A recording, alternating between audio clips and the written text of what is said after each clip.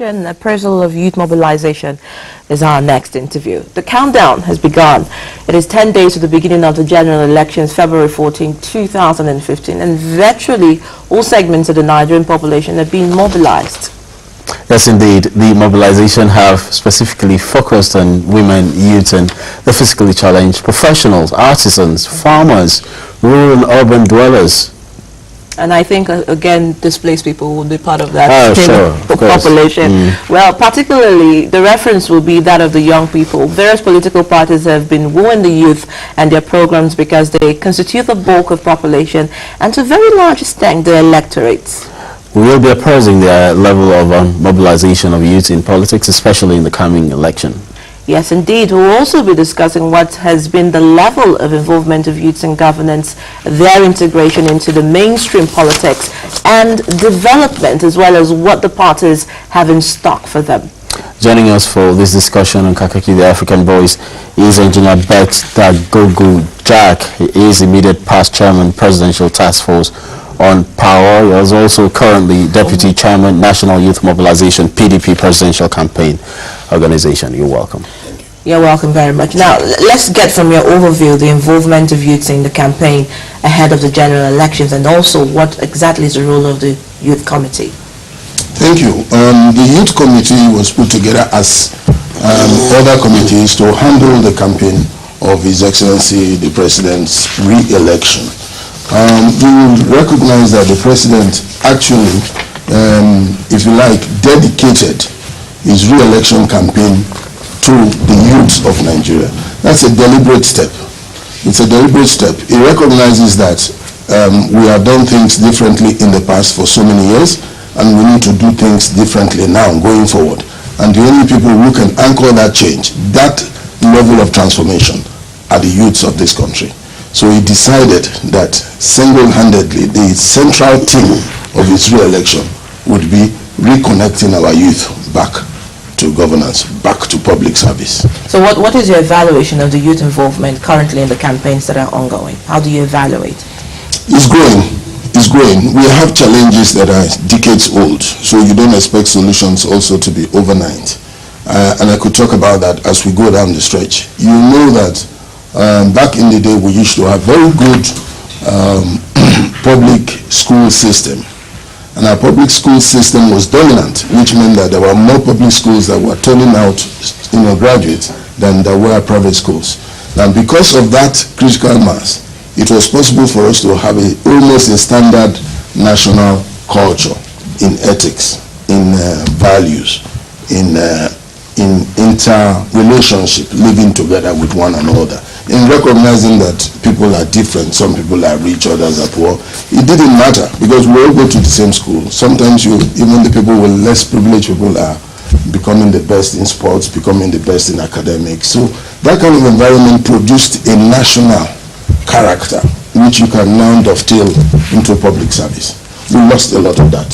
A lot of our children are from private schools, and those ones don't bother so much about civics as they bother about getting into the next. All right, sorry to interject you. It's top of the hour. We'll take a break, bring you Pan-African World. Stay with us. All right.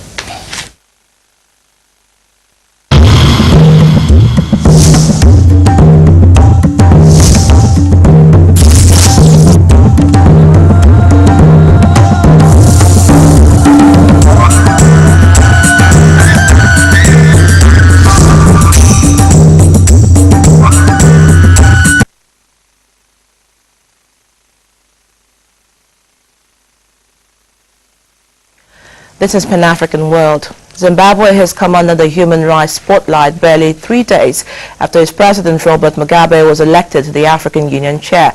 On Tuesday, international watchdog Human Rights Watch released a report which claims that the government used violence and harassment to forcefully relocate 20,000 flood victims of the Tokwe-Mokosi Dam disaster in 2014. It accuses Zimbabwe of violating African Union protocols and United Nations principles governing internal displacement and relocation. The 2015 extraordinary session of the ECOWAS Parliament is considering a roadmap that will give it more powers to make laws for member states. Speaker of ECOWAS Parliament at Nigeria's Deputy Senate President immediate session in Abuja on Tuesday, where the initiative will give the Parliament more defined legislative responsibilities for desired regional development and integration. And Chadian troops have entered Nigeria to join the battle against militant Islamist group Boko Haram. Fighting focused on the key northeastern town of Gamboru, Nigerian security spokesman Mike Omeri said. Chad's deepening involvement shows how the conflict with the Boko Haram is taking a regional dimension. And the United States carried out a drone strike in Somalia against the senior leader of militant group Al-Shabaab. The Pentagon said on Tuesday, adding his death would represent a major blow to a group already losing ground in the country. The missile strike south of the capital Mogadishu targeted Yusuf Dik. The strike was the latest in an ongoing campaign against Al-Shabaab, whose leadership is affiliated with Al-Qaeda. A leading rights group in the Democratic Republic of Congo has called on the government to annul a controversial general's appointment to lead the fight against rebels. General Bruno Madevo could not run operations against the FDLR rebel group because he was accused of summary executions and rape, it said. The government said he remained innocent until proven otherwise. And the International Monetary Fund has agreed to make loans of around $700 million, which is about £460 million to Kenya. The money will be used as an insurance policy to protect against any threats to the country's economy. Considered a financial powerhouse in East Africa, the Kenyan government requested the package as a precautionary measure in case of an emergency such as a natural disaster or militant attack. You're still watching Kakaaki, the African Voice. Our interview continues shortly. Stay with us. The new spirit of Africa.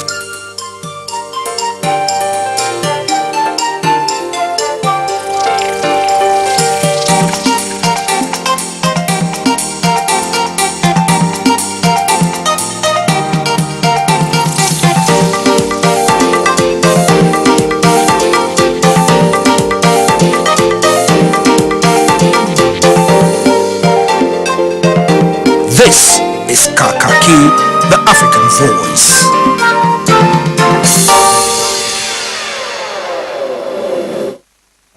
Dagogo-Jack, he is the Deputy Chairman, National Youth Mobilization PDP Presidential Campaign Organization, and we're looking at the level of youth mobilization ahead of the elections. Engineer Dagogo-Jack, the president, when he commenced his campaign in Lagos, said the youth are the future and this election is about the youth.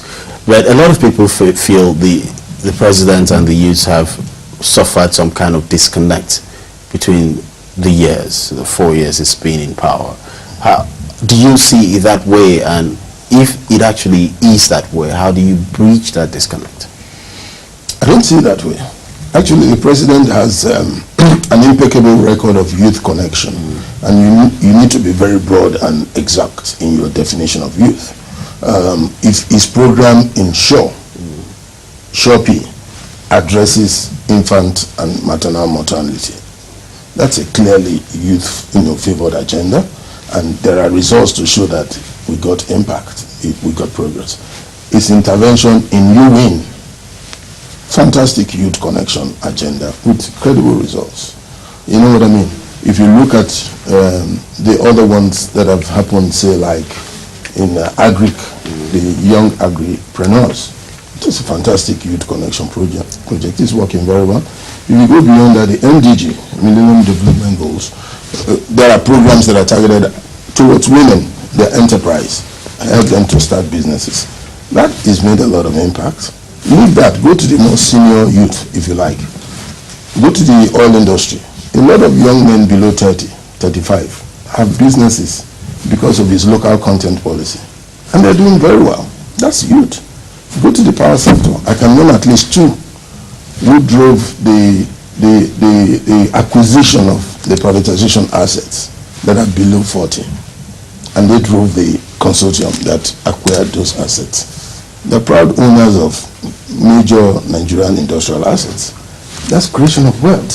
with the youth. Great. So I think that the president has an excellent credential on youth connection, but we need to know exactly what you mean by youth connection. But I was telling you that on a global level, the country itself disconnected itself from the youth when we failed to enrich our public school system. Okay, just to interject, now let's look at the area of youth empowerment and employment, which is one of the dire situations. Of course, every administration has encountered that.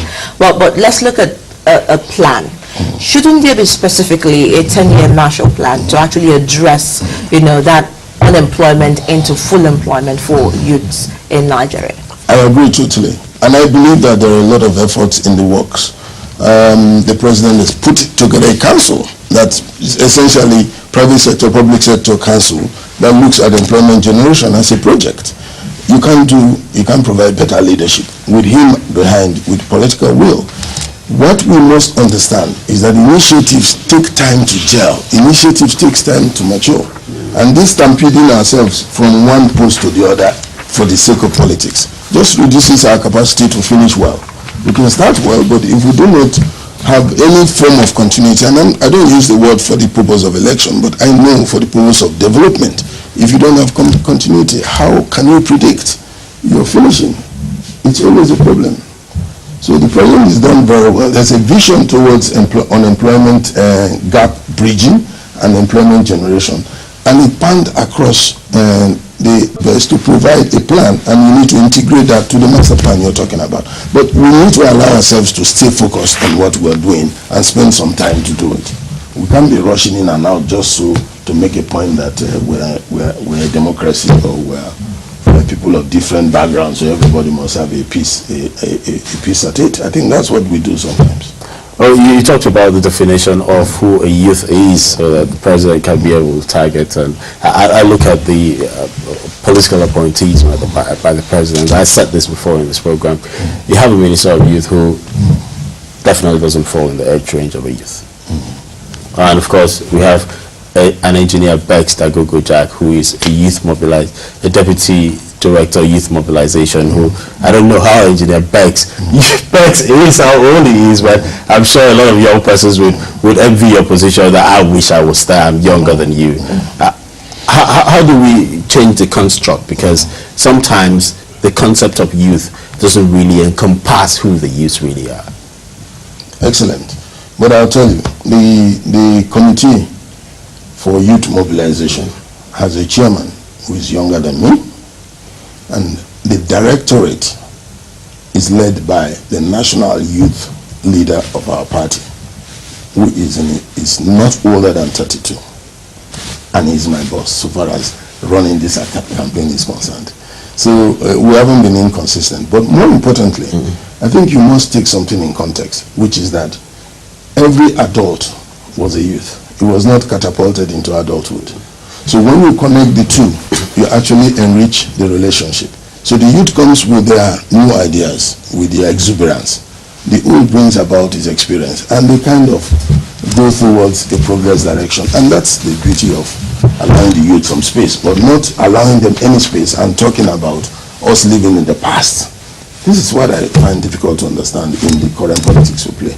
There's some people who are trying to, if you like, make the past look like our best, and it is not. All right, let's talk about carrying the youth along, especially in policy formulations and a lot of the programs. A lot of the times, a lot of people are influenced by primordial interest when it comes to political choices. How does that work with carrying the youths along as well into that policy making? Come again, please. Primordial interest, a lot of people. Yeah, you're right. As we struggle to develop a modern country, a modern nation, primordial interest would always be a challenge, and it has been so for China, for India, all the regions that have moved from one level of civilization to the next. I think at some point we got it right, because if you look at the federal unity colleges that were established back in the 60s, that brought about a process that integrated us by and large, away from the takeoff suspicions that we had when we tried to form the country back in the 50s, and everybody was in their different cocoons afraid of the other ethnic group. We moved away from that. We made a lot of progress through the federal government college model and the NYC model. But again, because of what I would like to call poverty of ideas scarcity of resources and growth of population, increase in demand for resources, people are almost going back to the old days where you need to wear some kind of ethnic cap before you begin to even be part of a country, because suddenly there is so little to share and there are so many people to share it. And I think it's unfortunate that we have crossed the bridge and we're going back again because of people's inability to create wealth and everybody defaulting on sharing it rather than creating it. Okay, the elections is probably 10 days away, and of course the youth are key as far as this election is concerned. How much mobilization have you made to ensure that the PVCs, which is still a challenge for many people, a lot of youths can go out there and get their PVCs? No, we've done a lot, and a lot of that is also reported in the media. You see, there are two or three different approaches we've had as a committee. We have one that deals with a certain age group and constantly engaging with them and trying to incentivize them to see the big picture where Nigeria is heading. There's another group where I also get active. Well, it's a feedback station, so we want to know what they want. What kind of future do they want, and is it practicable? Can it be panned out into policy? Can that be an instrument for the new government when they come on board? And of course, whilst you do that, you have to enable them understand that unless they vote, none of this, everything looks like theory. So they can only vote with PVC. So quite a lot of the youths are incentivized, and those that have not gotten their PVCs are looking for the first opportunity to correct that. The fear of violence is very palpable ahead of this election. The youth, of course, can be agents of change in a positive way and also in a negative way. What advocacy are we going to look at in this direction? Yeah, it's on a few levels, but generally speaking, a lot of people have recognized that violence and desperation for power go hand in hand. And unless people don't want to give statistics the truth, I haven't seen a lot of desperation for power from the side of the president. I've seen a lot of balance, which means let the Nigerian people choose what they want. If you're not that desperate, why would you want to deploy violence to achieve your means? So I think that the signaling from the leadership is important, and it must trickle down. We cannot run away from, we cannot be in denial. There have been violence in the culture of our politics for some time. It has to ebb out when there is a leadership that consistently stays away from violence and makes it unprofitable. Yielded through continuity, through consistent messaging, through behavior that connotes that. But if the person does not connote violence, then the rest of the system will pick from that. And I know that the president, internally, outside, has never been an advocate of violence as a basis for politics. All right, now we see as the elections get closer, we see a lot of campaigns and utterances, and political parties are doing the best to woo the youths with all of their initiatives, and you've mentioned quite a few that the president is doing. But let's look at distinguishing marks go. What kind of choice would both of the candidates offer to the youths when it comes to electoral choices? Yes, thank you. I want to start with a little bit of background. The background I give is that we've come a long way. 50 years, it may look small compared to some other democracies, but 50 years as a nation is a long one, and we have history. If you look at our leaders when we took off as a country, I give them a lot of credit. They were phenomenal in their understanding of what we need as a nation. Indeed, we're leading statistics in Africa in virtually every indices: education, literacy, health. Then suddenly everything nosedive, because successfully all the leaders didn't seem to understand the challenges required to make this country work. Indeed, I would even hazard that they took the prosperity of our country for granted because of oil, and said that no matter what happens in this country, we have enough resources to cover it. And what did that produce? It produced something that we are trying to escape. We politicized everything. Population politicized. Creation of state politicized. Admission into schools politicized. Everything was politicized, and the politicization had a focus to divide us more, so that each can have a direct access to the national cake. That's not the basis for building a nation. I think the basis for building a nation, and that will be the basis for voters' choice, if you ask me. Who can give us a new Nigeria, which is treated as an effective and efficient economic asset, as an economic asset that is respected the world over? Then that can determine the kind of politics we play. But if we already politicized even our language, even our denominations, even within a religion, denominations are politicized. For goodness sake, where do we end? So a new Nigeria is at the door calling, is beckoning on us, that we must retreat Nigeria, reprocess Nigeria as an economic asset, as an asset that will be respected.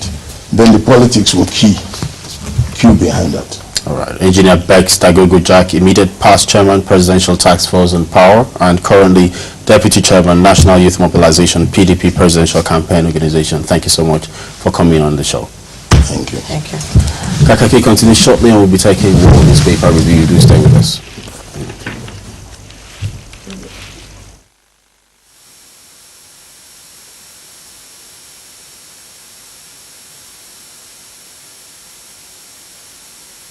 The new spirit of Africa.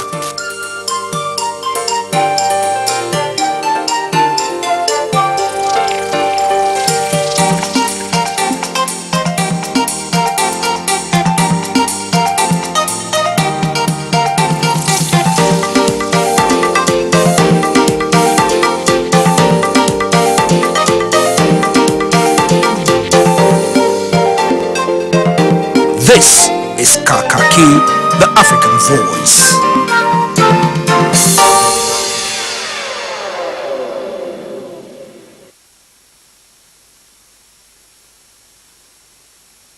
Africa, you see. Africa, you know.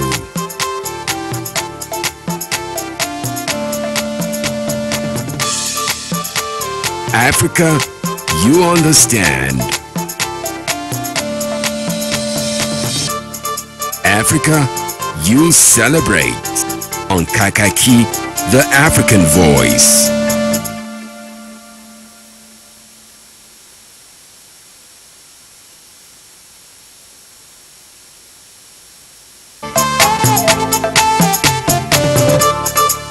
Africa, you see. Africa, you know.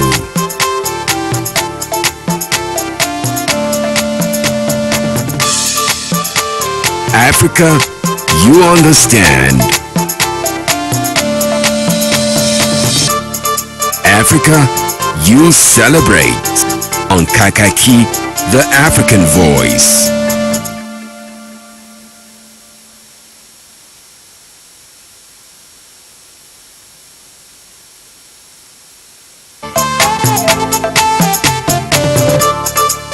Africa, you see. Africa, you know.